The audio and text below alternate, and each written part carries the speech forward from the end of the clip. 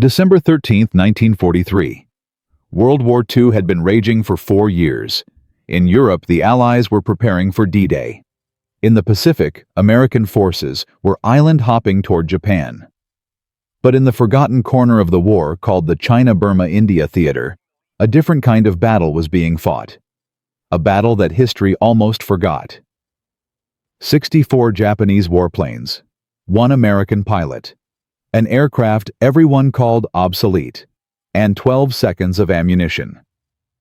Second Lieutenant Philip Adair was 23 years old, a farm boy from Oklahoma who learned to fly on crop dusters held together by rust and prayer.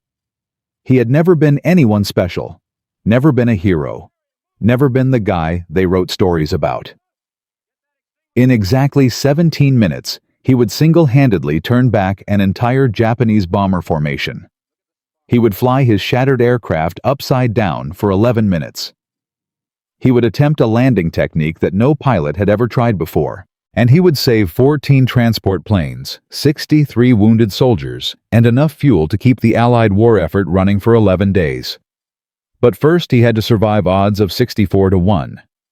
This is the story of the day one man decided that impossible was just a word. The hump was killing them. That is what the transport pilots called the air route over the Himalayas, the most dangerous flight path in human history. Mountains reaching 20,000 feet, weather that changed in minutes, mechanical failures that meant death. Every single supply that reached China, every bullet, every bandage, every gallon of fuel had to fly over those peaks. There was no other way. The Japanese had cut the Burma road. The sea routes were blocked. The hump was the only lifeline, and the Japanese knew it. In the 8 weeks before December 13th, enemy bombing raids had become a nightmare. 47 transport aircraft destroyed on the ground, 112 Allied personnel killed. Airfields across northeast India turned into graveyards. Intelligence reports painted a brutal picture. Japanese raids achieved 90% hit rates on undefended targets. When their bombers arrived unopposed, nothing survived. The problem was mathematics. Allied fighter squadrons were spread across thousands of miles of territory. Response times averaged 30 to 40 minutes. By the time fighters scrambled and reached an airfield under attack, the bombs had already fallen. The Japanese were already heading home, and American boys were already dead. Military commanders tried dispersing aircraft to multiple fields. The Japanese simply attacked multiple targets. They tried increasing patrol schedules. Fuel consumption skyrocketed. Effectiveness remained zero. They requested more fighters from other theaters. The requests were denied. Europe needed everything. The Pacific needed everything.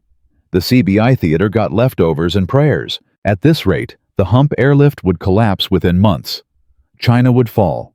The entire Pacific strategy would unravel, and there was nothing anyone could do about it. That was the situation on the morning of December 13th, 1943. That was the war Philip Adair woke up to. He did not know it yet, but everything was about to change. Philip Adair learned about survival before he learned about flying.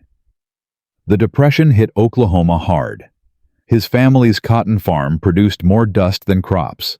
By age 14, he was trading mechanic work at a local airfield for flight time in biplanes that should have been scrapped years earlier. By 16, he could fly anything with wings. By 18, he had more stick time than pilots twice his age. The secret was simple. He flew the planes nobody else would touch, the ones with uncertain engines, the ones with patched wings, the ones that scared experienced pilots away. Every flight was a lesson in survival. Every landing was a small victory against machines that wanted to kill him. The Army Air Corps took him in 1941. They trained him on P-40 Warhawks. The fighter that everyone agreed was already obsolete. Could not climb as fast as Japanese Zeros. Could not turn as tight as Ki-43 Oscars. Could not fight effectively above 15,000 feet. On paper, the P-40 was a death sentence against Japanese fighters. But Adair understood something the specification sheets never captured.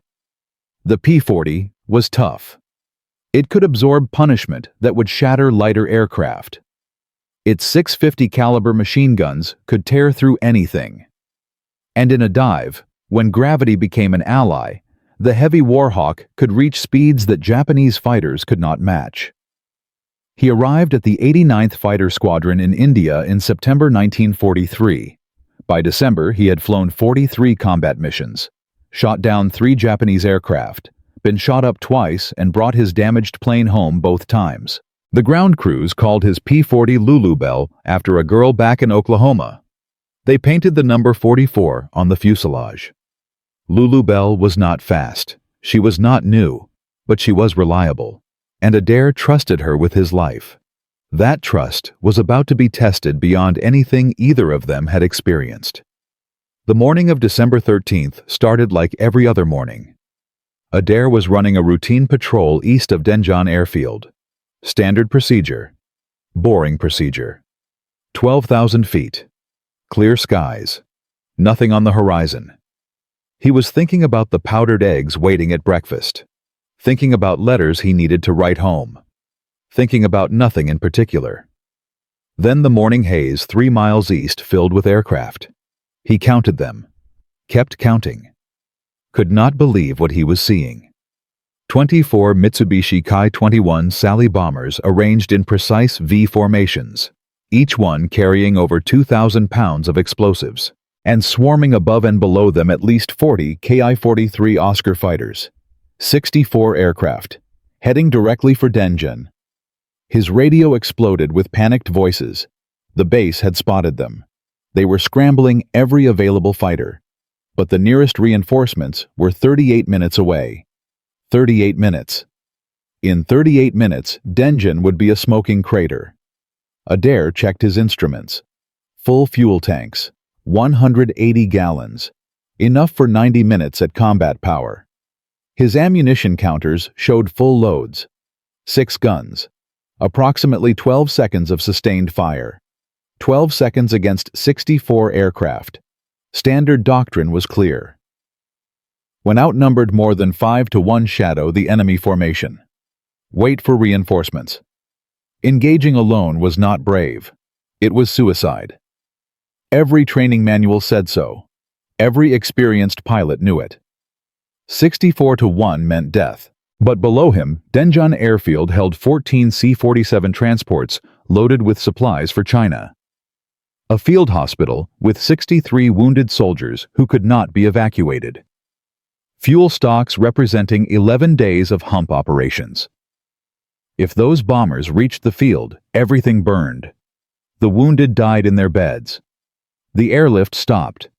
Thousands more died in China because the supplies never arrived. Adair's hand moved to the throttle. He thought about the wounded men in those hospital beds. Thought about the transport pilots who flew the hump every day knowing they might not come back. Thought about what would happen to the war if Denjon fell. He thought about his training. Wait for reinforcements. Do not engage alone. Survive to fight another day. He thought about Oklahoma. About crop dusters held together by rust. About flying planes that wanted to kill him. About learning that impossible just meant nobody had done it yet. 3 seconds. That is how long it took him to make the decision. He pushed the throttle forward. The Allison engine roared. Manifold pressure climbed to 54 inches. The P-40 accelerated to 320 miles per hour. Adair positioned himself 4,000 feet above the bomber formation. Sun behind him. Coming from the south. The Japanese had not spotted him. Their attention was forward. They expected resistance over the airfield. Not 20 miles out. He had one advantage. Surprise. His plan was simple because there was no time for anything else. Hit the lead bombers. Ignore the fighters. Break their formation. Scatter them. Destroy their accuracy. Make them abort. One P-40 against 64 aircraft was impossible, but one P-40 disrupting a carefully planned attack might save everything. Adair rolled inverted, pulled the nose down, dove toward the bombers from their 7 o'clock high. Airspeed built. 360, 380, 400. The bomber crews still had not seen him. At 800 yards, he opened fire. The 50 calibers hammered.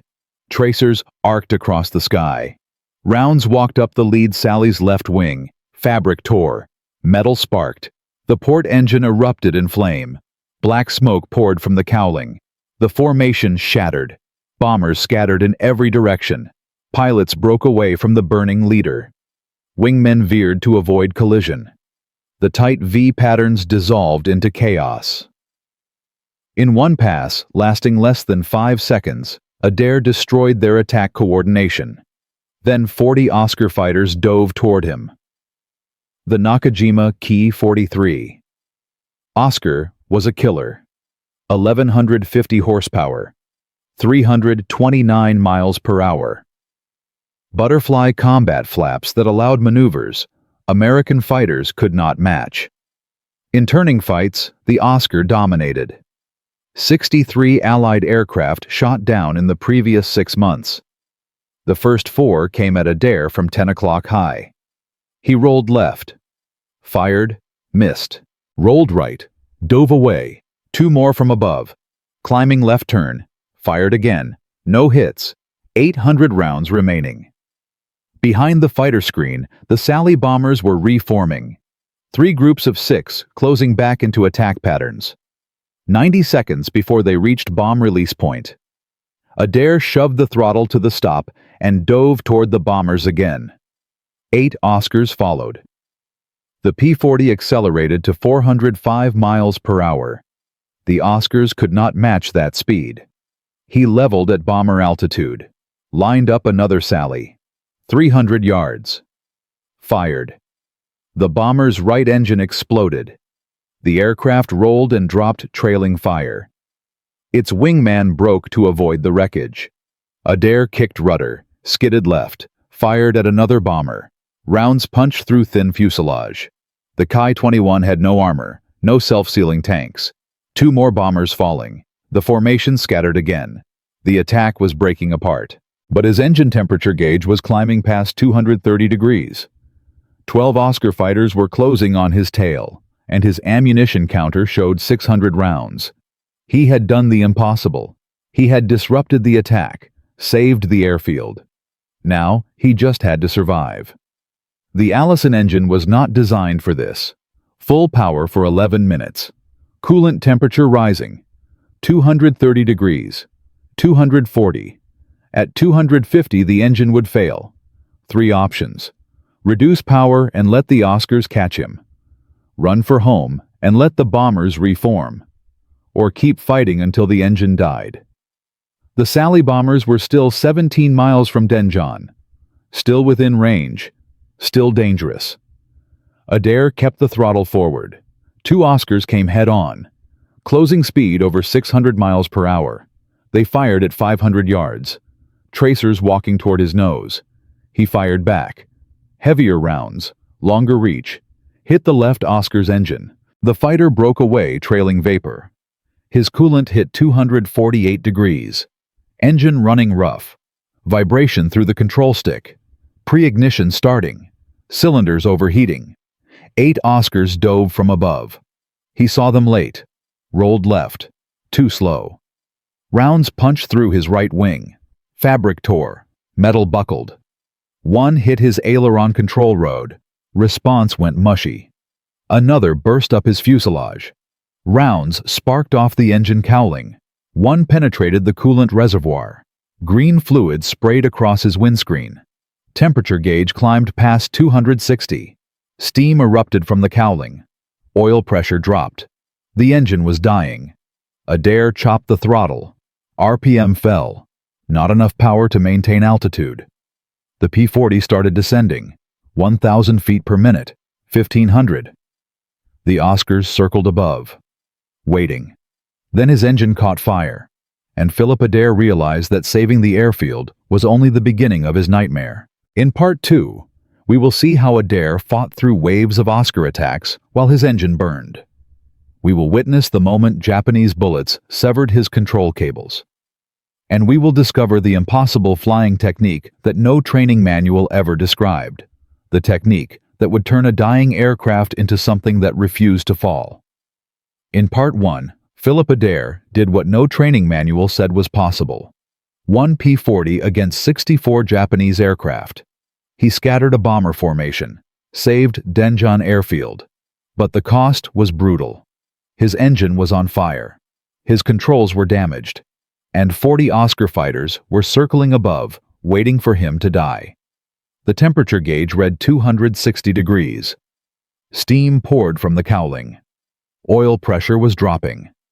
In the next 14 minutes, Philip Adair would have to survive an engine fire, catastrophic control failure, and carbon monoxide poisoning. He would have to invent a flying technique that defied every law of aerodynamics. And he would have to land a dying aircraft using a method that had never been attempted in aviation history. This is where the impossible became insane. Fire in a liquid-cooled engine follows a predictable sequence. Burning coolant vaporizes first. Flames spread forward along the cowling drawn by airflow. If the fire reaches the fuel lines running along the engine's left side, the aircraft explodes. No warning, no second chance, just a fireball at 12,000 feet. Adair had maybe 30 seconds before that happened. Standard procedure was simple. Engine fire meant immediate shutdown, immediate bailout. Get out of the aircraft before it becomes your coffin. But his altitude was only 8,000 feet. He was 12 miles from friendly territory. Japanese patrols operated in the jungle below. Bailing out meant capture. Capture meant torture. Torture meant death. He kept the engine running. The Allison's fuel mixture could be controlled manually. Adair grabbed the mixture lever and pulled it back to idle cutoff. 3 seconds. The engine starved. Flames dropped. He shoved the mixture forward. The engine coughed, caught, kept running. Rough, damaged, but running. Power output dropped to 60%. Not enough to climb. Barely enough to stay level. He was committed now. Fly home on a burning engine or die in the jungle. The Sally bombers were 13 miles from Denjon. Their formations had disintegrated. Individual bombers were turning southeast toward Burma. The raid was broken. The airfield was saved. Adair turned southwest toward Nguli. 43 miles. 15 minutes if the engine held. 6 Oscars followed him. At 7,000 feet, his oil pressure dropped to 0. The Allison ran on oil. Every connecting rod, every bearing, every moving part depended on that thin film of lubricant. Without oil pressure, metal ground against metal. Friction generated heat. Heat caused expansion. Components seized. Adair felt the vibration increase. The propeller began windmilling unevenly. Power dropped further. Airspeed fell to 180 miles per hour. The P-40's stall speed was 120. The margin between flying and falling was shrinking. The Oscars closed to 400 yards. They did not fire. They were watching, waiting. The American was already dead. His aircraft was crippled. Why waste ammunition? 1 Oscar pulled alongside, close enough for Adair to see the pilot's face. The Japanese pilot gestured downward. Land, surrender, become a prisoner. Adair ignored him. At 6,000 feet, smoke started filling the cockpit. Not from the engine fire, from electrical wiring behind the instrument panel. The rounds that hit his fuselage had severed cables and shorted circuits. Smoke burned his eyes, burned his throat. He slid the canopy open. Wind blast cleared some of it. Breathing was still hard, His airspeed fell to 160. The Oscars backed off. The American was finished. They circled higher and watched him descend. At 4,000 feet, his right aileron control cable snapped. The aileron flopped to full deflection. The P-40 rolled right. Nose dropped. He hauled back on the stick with both hands. Nothing. The elevator cables were damaged too. Partial response at best. The nose stayed down. Airspeed increased. 200, 220, 250. The jungle rushed up at him. 3,500 feet. 3,000. 2,500. He was going to crash. Then Philip Adair had an idea. An idea so insane that no pilot had ever attempted it. An idea that violated every principle of flight training. An idea that should not work. But he was out of options. The damaged aileron was forcing his right wing down. The broken elevator cables left the nose pointed at the ground. Gravity and aerodynamics were pulling him into an uncontrolled dive. But aerodynamics work in both directions. If he rolled the aircraft inverted, everything would reverse. The damaged aileron, forcing the wing down, would force it up instead. The elevator stuck in nose-down trim would push the tail down, lifting the nose up. Flying upside down would turn his death sentence into a survival tool. At 1,800 feet above the jungle, Adair rolled the P-40 completely inverted. Negative G slammed him against his shoulder straps. Blood rushed to his head. Vision turned red around the edges. The fuel system designed for positive G struggled to feed the engine. The Allison coughed, sputtered, nearly quit, then caught again. The nose came up. The descent slowed. At 1,200 feet, the P-40 leveled out, flying upside down, 140 miles per hour. He held the inverted attitude for 40 seconds. Airspeed increased, 160. He was climbing. Slowly, 50 feet per minute, but climbing. Then fuel starvation returned. The engine started cutting out. He rolled right side up. The damaged controls immediately pushed the nose down. Descent resumed. 600 feet per minute. He waited until he lost 300 feet, then rolled inverted again. Nose up, climbing. 200 feet gained before fuel starvation forced him upright. The pattern repeated. Inverted to climb. Right side up to let fuel flow. Flip. Climb. Flip. Descend. Flip. Climb. A wounded aircraft refusing to die. A pilot refusing to quit. The 6 Oscars circling above watched this impossible display. A P-40 with a burning engine and shattered controls flying alternately inverted and upright, clawing for altitude like a wounded animal that would not stop fighting. One Oscar dove to investigate. Adair saw him coming, rolled inverted to gain altitude, then rolled upright directly at the Japanese fighter. The Oscar broke away. The American was insane, or desperate.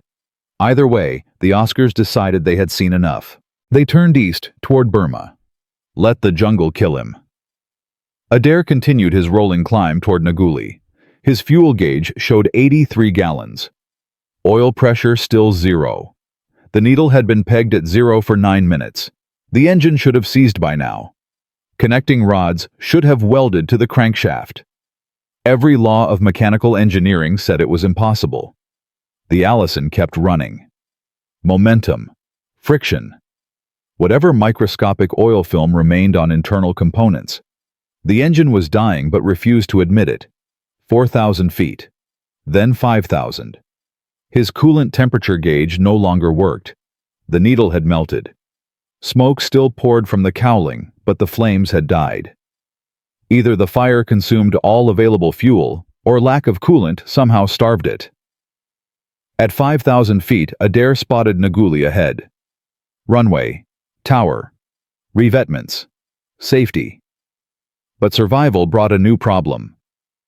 His landing gear was hydraulic. The hydraulic system ran on engine power. His engine was producing minimal power. If he lowered the gear and the engine died, he would crash short of the runway. If he kept the gear up and belly landed, the impact would rupture his fuel tanks. The aircraft would burn. He needed the gear down before the engine quit. He reached for the gear lever. His hand was shaking. Not fear. Carbon monoxide poisoning. The cockpit smoke had been accumulating for 14 minutes. He pulled the lever. Nothing happened. The hydraulic pump was not generating enough pressure. The gear stayed locked up. The P-40 had a backup. A manual hand pump on the left side of the cockpit. 28 strokes would pressurize the system enough to lower the gear. But the pump required both hands. Releasing the stick meant losing control. His damaged ailerons and elevator would immediately push the nose down. Adair reached behind his seat, pulled his lap belt loose, wrapped it around the control stick, looped it through the seat frame, pulled tight. The makeshift rig held the stick in neutral, not perfect, but enough. He grabbed the pump with both hands, pumped hard, 5 strokes, 10, 15, 20. At 23, he felt resistance, hydraulic pressure building. At 28, a thunk from below. Left main gear extended and locked. Right gear followed 3 seconds later. Gear down, increased drag. Airspeed fell from 160 to 135. Barely above stall speed. The engine was producing maybe 40% power now. Nguli runway was 7 miles ahead. 3 minutes. His vision tunneled. Gray edges closing in. Carbon monoxide shutting down his brain. He shook his head. Focused on the runway. 6 miles. 5 miles. His temperature gauge showed 310 degrees.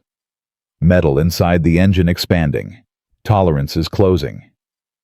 Any second now something would seize. 4 miles. The tower saw him coming. A smoking P-40 flying erratically with gear down. They assumed normal approach. Flaps. Reduced speed. Smooth touchdown. But Adair's flaps were hydraulic too. With minimal engine power, he could not pump pressure for both gear and flaps. The gear was down. Flaps stayed up. Landing without flaps meant higher speed. 120 instead of 90. Longer roll. Nguli's runway was 4,000 feet. Flapless landing needed at least 3,000. Possible, if he maintained speed, if the engine kept running. At 2 miles from the runway, his engine quit. The propeller windmilled to a stop. No power, no thrust. The P-40 became a glider. A very bad glider. Glide ratio approximately 8-to-1. From 2,000 feet he could glide about 3 miles. The runway was 2 miles away. Theoretically possible. But his damaged aircraft had extra drag. Bullet holes disrupting airflow. Actual glide ratio was worse, maybe 6-to-1. He was not going to make the runway. After surviving 64 Japanese aircraft, after flying inverted for 11 minutes, after nursing a dying engine for 15 miles, he was going to crash 200 yards short of safety because his engine quit at the worst possible moment. Then he remembered something from training. Something his instructor mentioned once about P-40 glide performance. Something about inverted flight reducing drag at certain angles of attack. Adair rolled inverted at 1,800 feet. 1 mile from the runway. Blood rushed to his head. Vision reddened. He held the inverted attitude. Watched the jungle pass above him, or below him. Perspective was gone. Airspeed held at 125. Descent rate 500 feet per minute. Better than the 700 he had been getting right side up. The tower operators saw an inverted P-40 approaching with gear extended. Gear down while inverted was aerodynamically wrong. Structurally dangerous. The gear doors designed for loads from below were taking loads from above. The gear held. On the ground. Technical Sergeant Robert Martinez watched through binoculars. He saw the inverted aircraft. Saw the smoke. His first thought was that a Japanese pilot had stolen a P-40 and was strafing the field. Martinez ran for the nearest 50 caliber position. 3 ground crew followed. They reached the gun and traversed it toward the approaching aircraft. Adair was at 400 feet, half a mile out, still inverted, vision fading. Gray tunnels closing in. Carbon monoxide and negative G forces shutting down his brain. 20 seconds of consciousness left, maybe less. He needed to roll upright, line up with the runway, land. But if he rolled too soon, damaged controls would push the nose down. Crash short. At 200 feet and 300 yards from the threshold, Adair rolled right side up. The aileron pushed the right wing down. He countered with left stick, fighting the aircraft, forcing wings level. The nose wanted to drop. He pulled back. Partial response. The P-40 descended toward the runway. Steep angle, nose high, wings wobbling. Martinez's gun crew tracked the aircraft. Damaged, smoking. Might be friendly, might be enemy. 3 seconds to threshold. Martinez held fire. Adair crossed at 90 feet. Descending fast, Too fast. Too steep. The last 90 feet took 4 seconds. Main wheels hit concrete hard. 7G impact. Gear struts compressed fully. Tail wheel slammed down. The right main gear collapsed. Right wing dropped. Wingtip hit runway. Dug in. The aircraft ground looped right, spinning 180 degrees, throwing sparks and concrete fragments, skidding backward 200 feet. Stopped. Smoke billowed from the engine. Fire crews raced toward him. Adair sat motionless for 12 seconds. Then released his straps, stood up, climbed onto the wing. His legs buckled. He caught himself on the wing root. Ground crew reached him, helped him down. They counted the damage later. 16 bullet holes in the fuselage. 7 in the right wing, 4 in the left. Aileron control cable severed completely. Hydraulic reservoir punctured. 2 electrical bundles destroyed. The engine was catastrophic. Every cylinder scored. 3 connecting rods welded to the crankshaft. Coolant system destroyed. Lulu Bell would never fly again. But Philip Adair had saved Denjon Airfield. Intelligence confirmed all 24 Sally bombers turned back without dropping ordnance. The formation scattered 15 miles short. 0 bombs hit Allied facilities. 0 casualties on the ground. 14 transports intact. The hump airlift continued without interruption. 1 pilot. 1 obsolete fighter. 64 enemy aircraft. Flight surgeons examined Adair 3 days later. Carbon monoxide levels still elevated 72 hours after the mission. That level of impairment should have rendered him unconscious during the final 11 minutes of flight. He had survived on will alone. But this was not the end of Philip Adair's story. In the weeks that followed, word of his impossible flight spread through the CBI theater. Pilots who heard the story did not believe it. Commanders who read the reports demanded verification. And the Japanese who lost 2 bombers and had an entire raid disrupted by a single fighter began asking questions of their own. In Part 3, we will see how Adair's inverted flying technique became the subject of official investigation. We will witness the moment when skeptical commanders forced him to demonstrate the impossible in front of witnesses. And we will discover what happened when the Japanese High Command learned that 1 American pilot had turned back 64 of their aircraft. The battle over Assam was finished. But the war over what it meant was just beginning.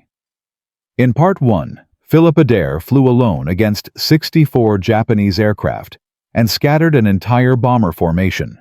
In Part 2, he survived an engine fire, invented an impossible flying technique, and landed a dying aircraft using a method no pilot had ever attempted. He saved Denjon Airfield. He saved 63 wounded soldiers. He saved the hump airlift. But stories like that do not stay quiet for long. Within 72 hours, reports of Adair's mission reached every fighter squadron in the China-Burma-India theater. Pilots who heard the details refused to believe them. 1 P-40 against 64 aircraft. Flying inverted for 11 minutes. Landing with no engine and no flight controls. Impossible. Had to be exaggeration. War stories always grew in the telling. Then the Japanese started asking questions of their own. And Philip Adair discovered that becoming a legend was far more dangerous than surviving that first impossible battle. The Japanese 5th Air Division headquarters in Rangoon received the after-action reports on December 15, 1943. 24 Sally bombers and 40 Oscar fighters had been sent to destroy Denjon Airfield. They returned with 0 bombs dropped. 2 bombers lost. 1 fighter damaged. Mission complete failure. The cause listed in the reports seemed like a clerical error. 1 enemy fighter. A single P-40 Warhawk. Colonel Takeshi Yamamoto read the reports 3 times. He summoned the Oscar squadron leader who had witnessed the engagement.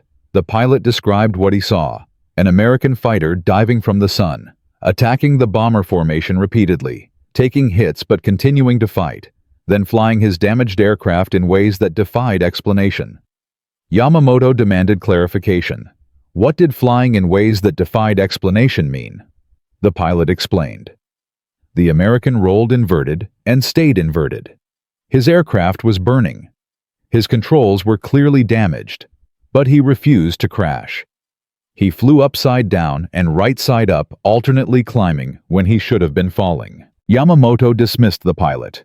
He sat alone in his office for an hour. Japanese intelligence had detailed files on Allied aircraft capabilities. The P-40 Warhawk was slow. It could not climb well. It could not turn with Japanese fighters. Above 15,000 feet, it was almost helpless. But nowhere in those files did it say the P-40 could not be killed.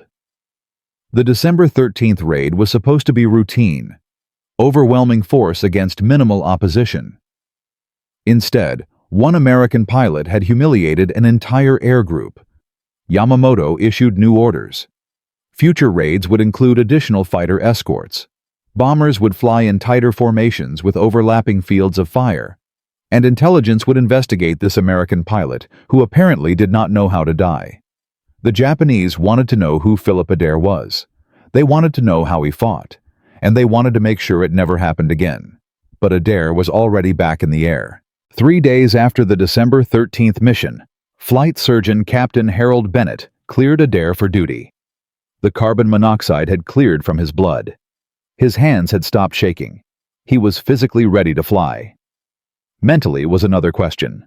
Bennett asked Adair about the inverted flying, about the decision to attack alone, about the moment he realized his engine was dying.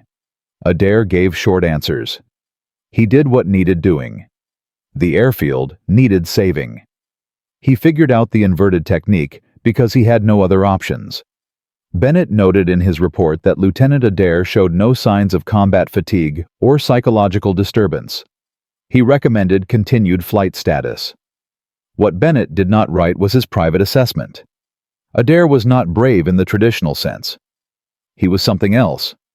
Something that did not fit neatly into military psychology categories. When faced with impossible odds, most pilots froze or fled.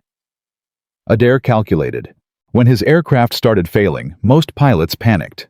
Adair adapted. When death seemed certain, most pilots accepted it. Adair refused. The 89th Fighter Squadron gave Adair a new aircraft. A fresh P-40N pulled from reserve stocks. The ground crews painted Lulu Bell 2 on the nose and the number 44 on the fuselage. The original Lulu Bell was scrap metal, now her airframe too damaged to repair. But the name lived on. Adair flew his first mission in Lulu Bell 2 on December 19th. Escort duty for C-47 transports crossing the hump. Routine. Uneventful. His second mission was different. December 22, 1943. A Japanese reconnaissance aircraft was spotted over Assam. Single engine. Fast. The kind of aircraft that photographed Allied positions before bombing raids. Adair was scrambled with 3 other P-40s from the 89th. They climbed to intercept. The reconnaissance aircraft was a Mitsubishi Ki-46 Dyna. Twin engine. Extremely fast. Capable of 375 miles per hour at altitude. Most Allied fighters could not catch it.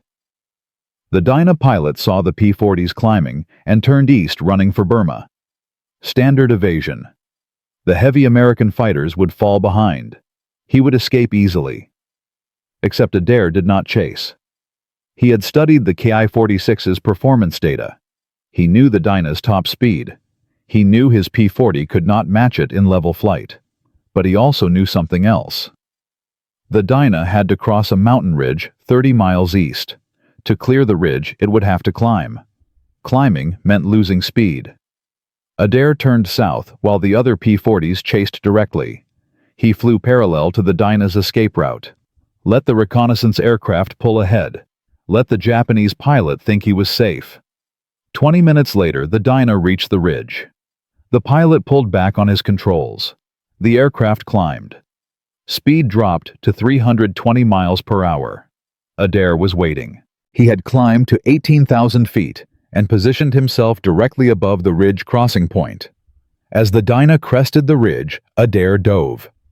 The Japanese pilot never saw him.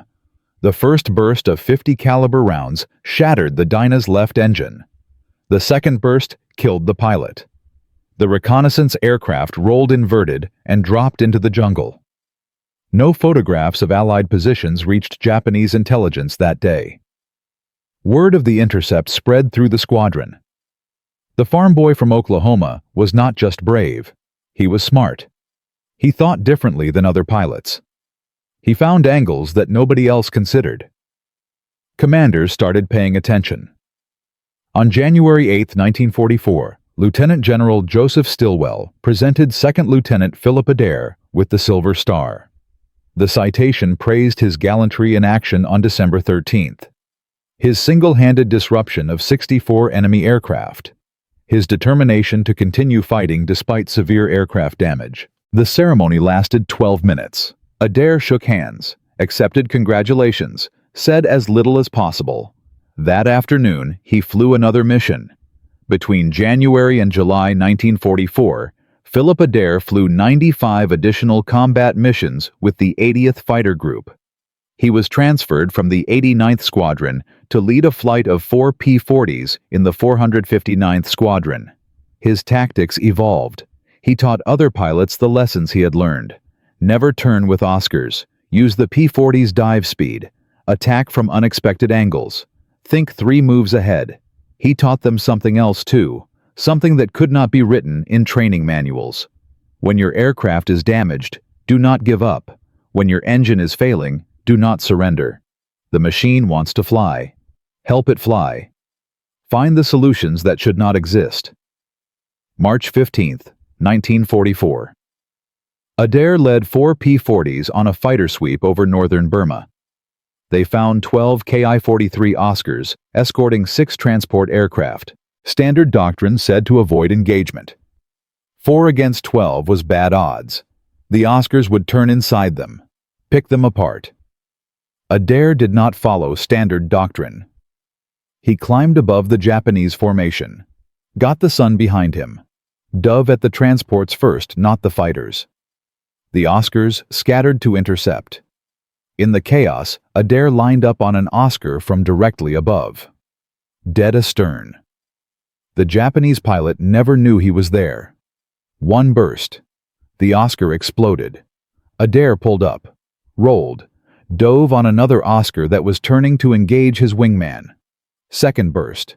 The fighter's wing separated. The pilot did not bail out. 2 kills in 40 seconds. The remaining Oscars broke off. The transports fled east.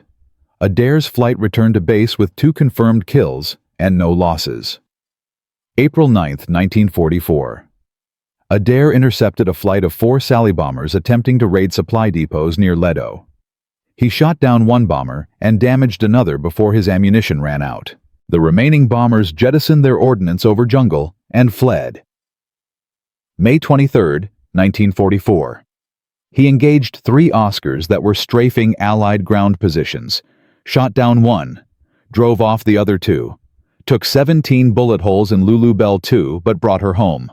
By June 1944, Philip Adair had 5 confirmed kills. He was an ace. The designation meant something. In the China-Burma-India theater, where enemy contact was sporadic and replacement aircraft were rare, achieving ace status required exceptional skill. Many pilots flew entire tours without shooting down a single enemy plane. Adair had done it in 7 months. July 12, 1944. His final mission. Intelligence reported a major Japanese formation assembling near Myatkina. 20 Oscar fighters. Unknown intentions. Possibly preparing to attack Allied positions supporting the ongoing offensive. Adair led 8 P-40s to intercept. They found the Oscars at 12,000 feet circling above a road junction, waiting for something. Adair split his flight. 4 P-40s would dive on the formation from the west. 4 would circle and attack from the east, catch the Oscars in a crossfire. The attack began at 9:47. Adair dove first. His .50 calibers hammered. Tracers converged on the nearest Oscar. The fighter broke apart. Kill number 6. The Oscars scattered. Adair's second element hit them from the east. 2 more Oscars fell. The remaining Japanese fighters tried to form up, but the P-40s kept diving through them, breaking any attempt at organized defense. Adair lined up on another Oscar. Fired. Rounds hit the engine. The fighter started smoking. Then the pilot did something unexpected. Instead of diving away, he turned directly into Adair's path. Head on, closing fast. Both pilots fired. Tracers crossed in the air between them. Adair felt impacts, rounds punching through his engine cowling, through his canopy. Something hot grazed his left arm. The Oscar flew past trailing smoke. It did not pull up. It dove into the jungle. Kill number 7. Adair checked his aircraft. Engine running rough. Oil pressure dropping. The pattern was familiar. Too familiar. He turned for home. Lulu Belle the Sun made it back to base on a failing engine for the second time in 7 months. Adair landed with 14 bullet holes in his aircraft and a wound on his left arm that required 8 stitches. The flight surgeons grounded him, not because of the wound, because of accumulated combat stress and the simple mathematics of probability. Adair had flown 138 combat missions. He had engaged enemy aircraft on 47 occasions. He had been shot up 4 times and brought damaged aircraft home each time. He had shot down 7 enemy planes and damaged 11 more. The odds said his luck would eventually run out. Command decided not to test those odds further. On September 3, 1944, Philip Adair departed India for the United States. He left behind the jungles of Burma, the mountains of the Hump, the men he had fought beside. He left behind the legend of December 13, 1943. But legends have a way of outlasting the men who create them.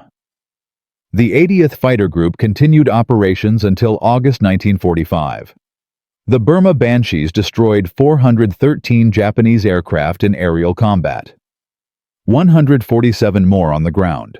They lost 63 pilots killed or missing. After the war, historians calculated the impact of the Hump airlift on the Pacific theater. 750,000 tons of supplies delivered to China. Enough to keep Chiang Kai-shek's forces fighting. Enough to tie down over 1 million Japanese troops who could not be deployed elsewhere. Denjun Airfield, the base Adair saved on December 13, 1943, continued operations throughout the war. The fuel stocks he protected powered thousands of transport flights. The C-47s he saved carried hundreds of thousands of tons of supplies.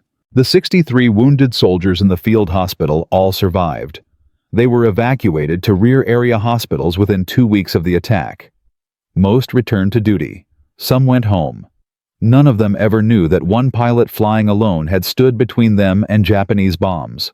But Philip Adair knew. And in the years after the war, as the memories faded and the details blurred, one question kept returning. Why had he done it? Why attack 64 aircraft alone? Why keep fighting when his engine was dying? Why refuse to surrender when every rational calculation said he should? He never gave a satisfying answer. Not to the reporters who occasionally called. Not to the historians who wrote about the CBI theater. Not even to himself. Some things could not be explained. They could only be lived. In Part 4, we will follow Philip Adair home. We will see what happened to the farm boy from Oklahoma who became a legend at 23. We will discover the price he paid for those 17 minutes over Assam. And we will learn the final chapter of a story that history almost forgot. The battle was over, but the meaning of what Philip Adair did was just beginning to be understood. In Part 1, Philip Adair flew alone against 64 Japanese aircraft and shattered their attack on Denjun Airfield. In Part 2, he survived an engine fire, invented an impossible flying technique, and landed a dying aircraft upside down. In Part 3, he became an ace, led other pilots into combat, and helped shape the air war over Burma, until his luck finally demanded he stop. One farm boy from Oklahoma, one obsolete fighter, one decision that changed everything. But there is one question we have not answered. What happened to Philip Adair after the war ended? What became of the 23-year-old pilot who refused to die over Assam? This final chapter has a twist that nobody expected, because sometimes the greatest battles are not fought in the sky. They are fought in the silence that comes after. And Philip Adair's story was far from over. September 1944.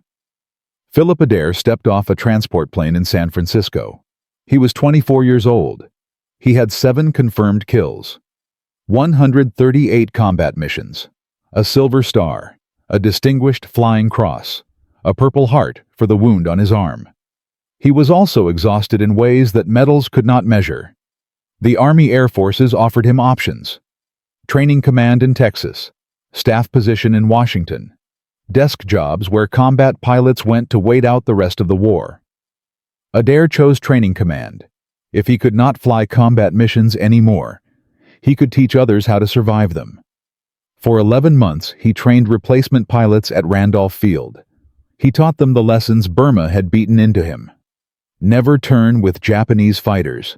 Use your dive speed. Think 3 moves ahead. When your aircraft is dying, do not give up.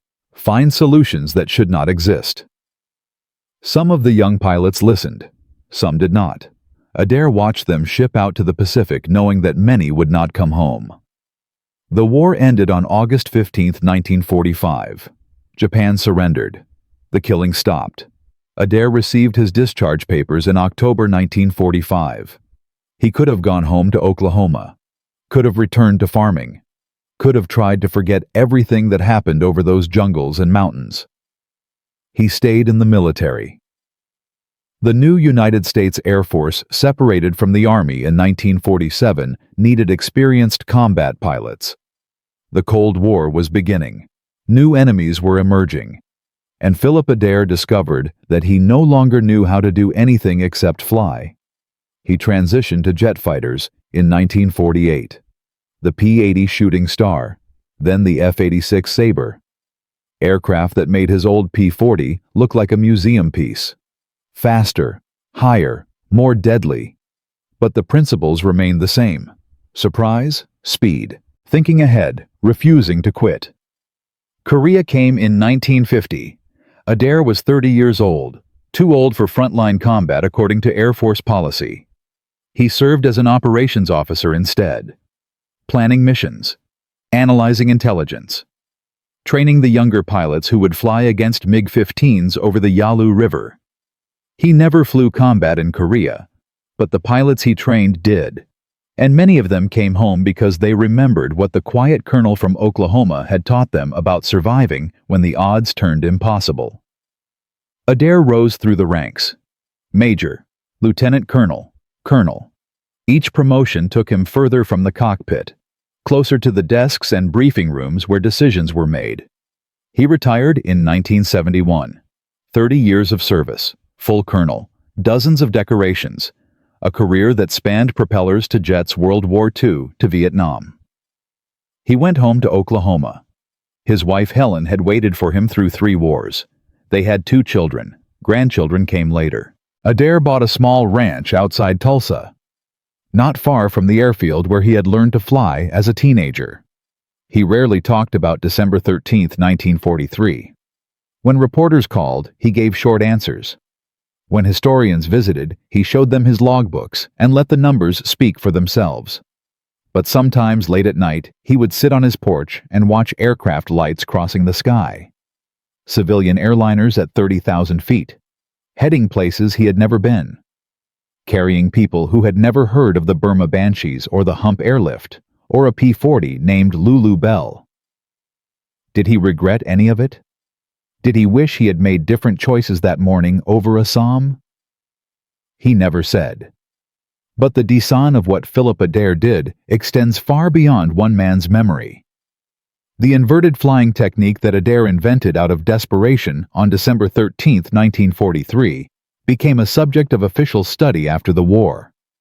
Air Force engineers analyzed his after-action report. They calculated the aerodynamic forces involved. They tested the principles in controlled conditions. What they found surprised them. Adair's instinctive solution had actually exploited real aerodynamic principles. Under specific conditions, inverted flight could reduce drag and extend glide range. The technique was dangerous. It required precise timing. It could not be taught as standard procedure, but it worked. Flight training manuals were updated to include emergency procedures for situations involving asymmetric control damage. The principles Adair discovered became part of the body of knowledge that every military pilot inherited. How many lives did that knowledge save over the following decades? Impossible to calculate precisely. But aviation safety experts estimate that emergency procedures derived from combat experience have saved thousands of aircrew since World War II. The P-40 Warhawk that Adair flew never achieved the fame of the P-51 Mustang or the P-47 Thunderbolt. It was always the underdog fighter, the aircraft that pilots flew because nothing better was available. But the Warhawk proved something that specification sheets could not capture. The best aircraft is not always the fastest or the most maneuverable. Sometimes the best aircraft is the one that refuses to quit. The one that absorbs punishment and keeps flying. The one that gives a determined pilot a chance to survive. That lesson echoed through every generation of military aircraft design that followed. Redundant systems, damage tolerance, survivability as a core requirement. The philosophy that brought Adair home in a burning bullet-riddled P-40 became embedded in how engineers thought about combat aircraft. The A-10 Thunderbolt II, introduced in 1977, was built around those principles. Titanium bathtub protecting the pilot. Redundant flight controls. An aircraft designed to survive hits that would destroy other planes. The spirit of the P-40 Warhawk lived on in its successor. And the China-Burma-India theater that history almost forgot. The hump airlift that Adair protected on December 13, 1943, became the template for every strategic airlift operation that followed. Berlin, 1948. When the Soviets blockaded the city, Allied aircraft flew supplies over hostile territory just as the hump transports had done. The lessons learned over the Himalayas saved West Berlin from starvation. Vietnam, Korea, Desert Storm, Afghanistan. Every time American forces needed to project power across oceans and continents, they built on the foundations laid by those C-47 pilots who flew the hump. 750,000 tons of supplies delivered to China between 1942 and 1945. Over 1,000 aircraft lost. More than 1,000 aircrew killed. The most dangerous air route in history. Philip Adair protected one small piece of that operation for 17 minutes on a December morning. But that small piece mattered. Every ton of supplies that crossed the hump because Denjin Airfield survived mattered. The legacy was not about one pilot or one aircraft. It was about refusing to accept that impossible odds meant certain failure. But the greatest lesson from Philip Adair's story is not about flying or fighting. It is about something deeper, something that applies to every person who has ever faced a situation where all the calculations said they should give up. When Adair saw 64 Japanese aircraft heading for Denjin, he had 3 seconds to decide. Every piece of training told him to wait.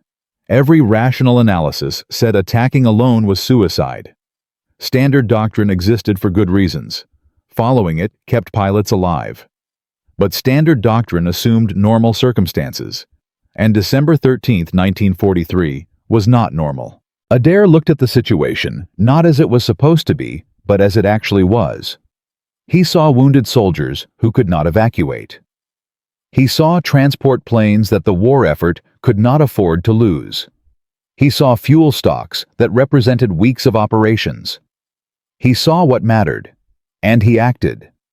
Throughout history, the people who changed everything were rarely the ones who followed standard doctrine.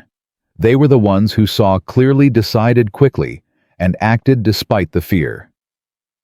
The Wright brothers were bicycle mechanics who thought they could fly. Everyone knew heavier than air flight was impossible. They did it anyway. Billy Mitchell was an Army officer who believed aircraft could sink battleships. The Navy brass called him crazy. He proved them wrong and was court-martialed for his trouble. 20 years later, his ideas dominated naval warfare. Stanislav Petrov was a Soviet officer who refused to launch nuclear missiles when his instruments showed an American attack. He decided the instruments were wrong. He saved the world. Nobody thanked him for years. The pattern repeats across history. Someone sees a situation clearly. Someone makes a decision that defies conventional wisdom. Someone acts when everyone else freezes. Philip Adair was not special because he was braver than other pilots. He was not special because he was smarter or more skilled. He was special because in the moment when it mattered, he saw clearly, decided quickly, and refused to quit. That is a lesson that applies far beyond combat.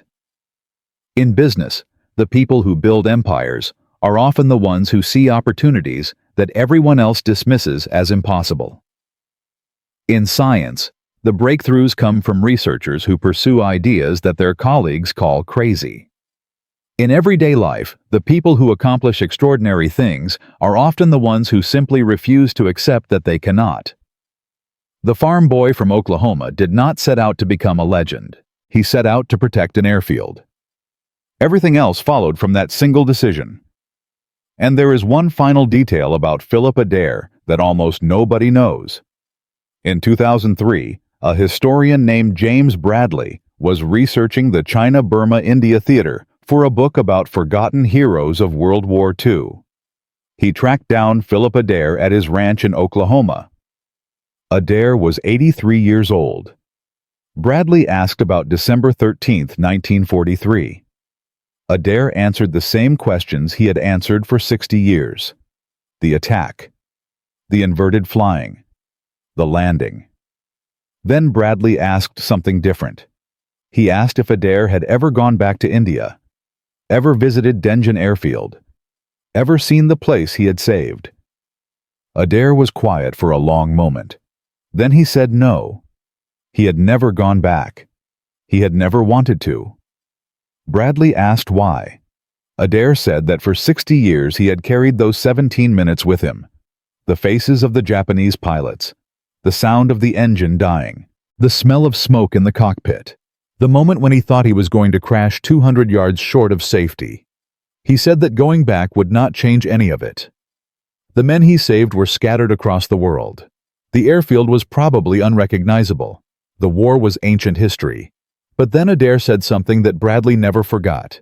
He said that sometimes late at night he still heard the Allison engine running rough, still felt the vibration through the control stick, still saw the coolant temperature climbing toward the red line. And in those moments, he was not an old man on a ranch in Oklahoma. He was 23 years old, 12,000 feet above the jungle, deciding whether to run or fight. He always made the same choice. Philip Adair died on March 7, 2009. He was 89 years old. He was buried with full military honors at Arlington National Cemetery. His headstone lists his rank, his decorations, his years of service. It does not mention Lulu Bell. It does not mention the 64 Japanese aircraft. It does not mention the 17 minutes that should have killed him. Some stories are too big for headstones. From a farm boy in Oklahoma to a legend over Burma. From 12 seconds of ammunition to 138 combat missions. From an obsolete fighter to a lesson that echoed through 70 years of aviation history. Philip Adair proved that impossible is just a word, that the people who change everything are the ones who refuse to accept that they cannot. That one person in one moment making one decision can alter the course of history. He saved an airfield. He saved 63 wounded soldiers. He saved 14 transport planes and 11 days of fuel. He helped keep the Hump airlift running. He helped keep China in the war. He helped bring the Pacific conflict to an end. And he did it by refusing to die when every calculation said he should. That is the power of one person who sees clearly, decides quickly, and never gives up. If you know stories like this, share them in the comments. History is full of forgotten heroes who deserve to be remembered. And if you want to hear more stories of ordinary people who did extraordinary things, subscribe and turn on notifications. Because the best stories are not about superheroes or geniuses. They are about regular people who, when the moment came, found something inside themselves that nobody expected. Philip Adair was a farm boy who learned to fly on rust bucket biplanes. He became an ace in an obsolete fighter. He invented a flying technique that should not have worked, and he proved that the only impossible odds are the ones you accept. December 13th, 1943. 64 against 1. The 1 won.